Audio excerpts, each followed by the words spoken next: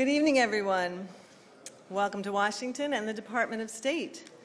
Mr. Secretary General, distinguished foreign ministers, ambassadors, members of Congress, colleagues, friends, ladies and gentlemen, it's my honor this evening to introduce Deputy Secretary Antony Blinken, whose dedication to the principles the OAS stands for has been made clear throughout his decades of public service at the highest levels of the U.S. government, both in Congress and at the White House.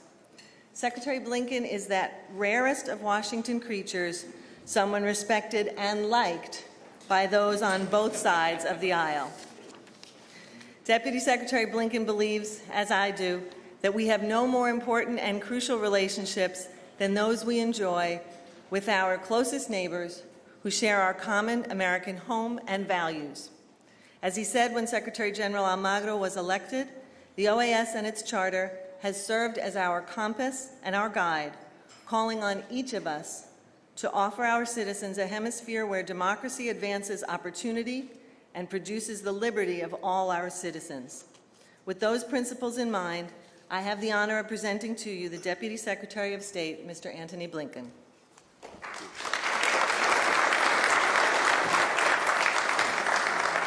Well, thank you all very, very much. And Roberta, thank you for your very kind words of introduction. It's wonderful to welcome all of you here to the Department of State. We have an outstanding Assistant Secretary of State for Western Hemisphere Affairs. Roberta Jacobson has helped to carry our work across the region to new levels and new heights, and we are grateful to have her leading our efforts. And I also want to recognize our interim representative to the OAS, Michael Fitzpatrick. Thank you, Michael, for your wonderful leadership. Mr. Secretary General, distinguished ministers, it is a great pleasure to have you here this evening. Secretary Kerry very much wished that he could be here himself to celebrate the Organization of American States on the occasion of the 45th Regular General Assembly and to toast our continued partnership. We expect to have the Secretary back in office on these floors very, very soon. But until then, we've been watching our phone bills grow higher and higher and higher. I have to tell you that no time zone is safe. That's just a warning. But we're looking forward to having him back very soon. Since its founding, the OAS has been a vibrant and enduring forum for multilateral debate and dialogue. But as we know, it is also much more than that. It's a tangible representation of the shared Pan-American values that unite our hemisphere in peace and in prosperity.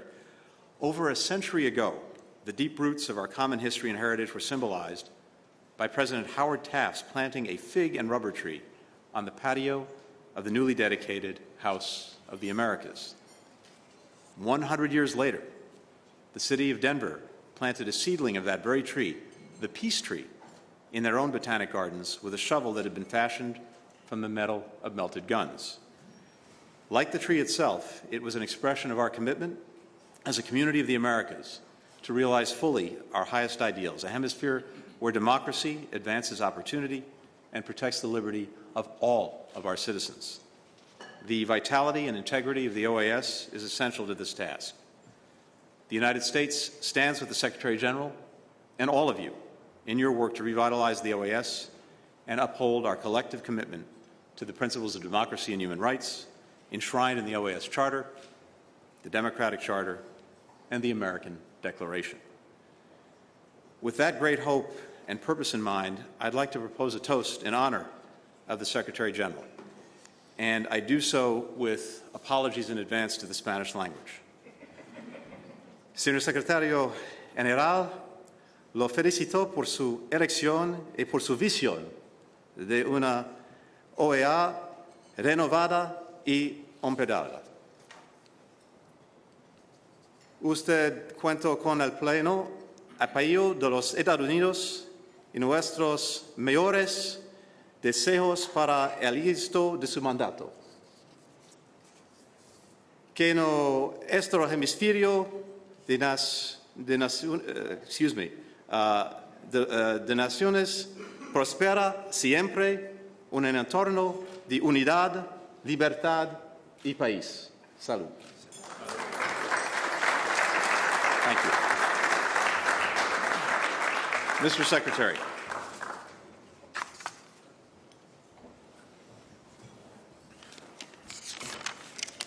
For sure, speeches were very good because all of you look very fresh, and I really appreciate it. Really appreciate your presence here, and allow me to thank the U.S. government and the State Department for hosting this reception honoring the 45th General Assembly of the Organization of American States.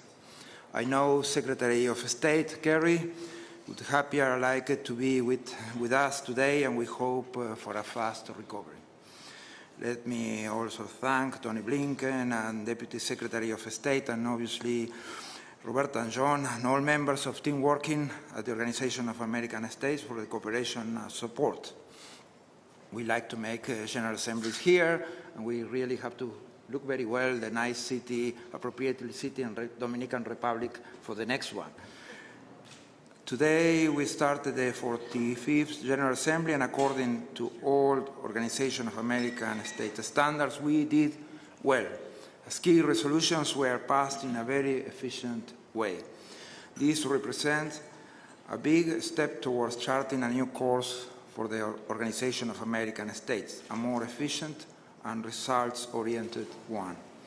I would also like to thank all the ministers and delegates attending the Assembly for their commitment and cooperation during this period of transition and transformation.